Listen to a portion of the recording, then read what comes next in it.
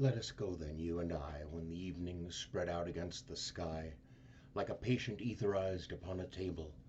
Let us go through certain hollow, deserted streets, the muttering retreats of restless nights in one-night cheap hotels and sawdust restaurants with oyster shells, streets that follow like a tedious argument of insidious intent to lead you to an overwhelming question.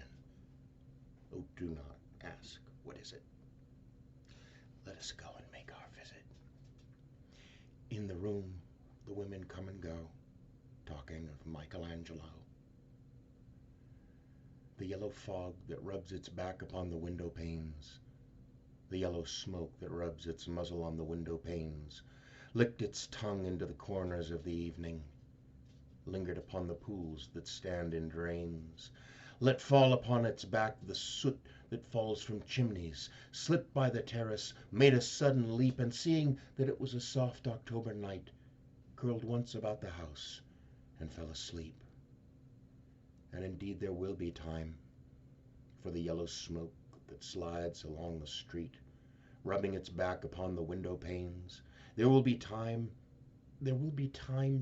to prepare a face to meet the faces that you meet. There will be time to murder and create, and time for all the works and days of hands that lift and drop a question on your plate. Time for you and time for me, and time for yet 100 indecisions, and for 100 visions and revisions before the taking of a toast and tea. In the room, the women come and go, talking of Michelangelo. And indeed there will be time to wonder, do I dare, and do I dare? Time to turn back and descend the stair. With a bald spot in the middle of my hair, they will say, how his hair is growing thin. My morning coat, my collar, mounting firmly to the chin, my necktie rich and modest, but asserted with a simple pin. They will say, but how his arms and legs are thin. Do I dare disturb the universe?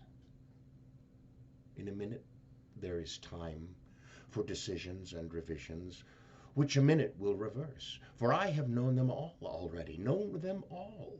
Have known the evenings, mornings, afternoons. I have measured out my life with coffee spoons. I know the voices dying with a dying fall beneath the music from a farther room. So how should I presume? And I have known the eyes already, known them all. The eyes that fix you in a formulated phrase. And when I am formulated, sprawling on a pin, when I am pinned and wriggling on the wall, then how should I begin to spit out all the butt ends of my days and ways? And how should I presume? And I have known the arms already, known them all. Arms that are braceleted and white and bare, but in the lamplight down with light brown hair. Is it perfume from a dress that makes me so digress? Arms that lie along a table or wrap about a shawl. And should I then presume? And how should I begin? Shall I say, I have gone at dusk through narrow streets and watched the smoke that rises from the pipes of lonely men in shirt sleeves leaning out of windows? I should have been a pair of ragged claws scuttling across the floors of silent seas. And the afternoon, the evening sleeps so peacefully, smoothed by long fingers, asleep, tired. Or it malingers, stretched on the floor here beside you and me. Should I, after tea and cakes and ices, have the strength to force the moment to its crisis? But though I have wept and fasted, wept and prayed, though I have seen my head grown slightly bald, brought in upon a platter, I am no prophet, and here's no great matter. I have seen the moment of my greatness flicker, and I have seen the eternal footman hold my coat and snicker, and in short, I was afraid. And would it have been worth it, after all, after the cups, the marmalade, the tea, among the porcelain, among some talk of you and me, would it have been worthwhile to have bitten off the matter with a smile, to have squeezed the universe into a ball, to roll it towards some overwhelming question, to say, I am Lazarus, come from the dead, come back to tell you all, I shall tell you all? If one settling a pillow by her head should say, that is not what I meant at all. That is not it at all. And would it have been worth it after all? Would it have been worthwhile after the sunsets and the dooryards and the sprinkled streets, after the novels, after the teacups, after the skirts that trail along the floor, and this and so much more? It is impossible to say just what I mean, but as if a magic lantern threw the nerves and patterns on a screen, would it have been worthwhile if one settling a pillow or throwing off a shawl and turning toward the window should say, that is not it at all. That is not what I meant at all. No, I am not Prince Hamlet, nor was meant to be.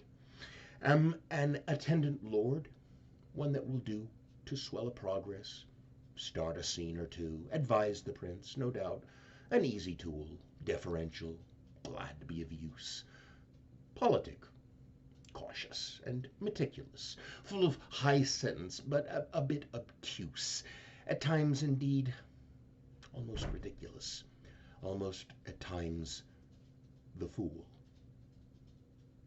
I grow old. I grow old. I shall wear my trousers rolled. Shall I part my hair behind?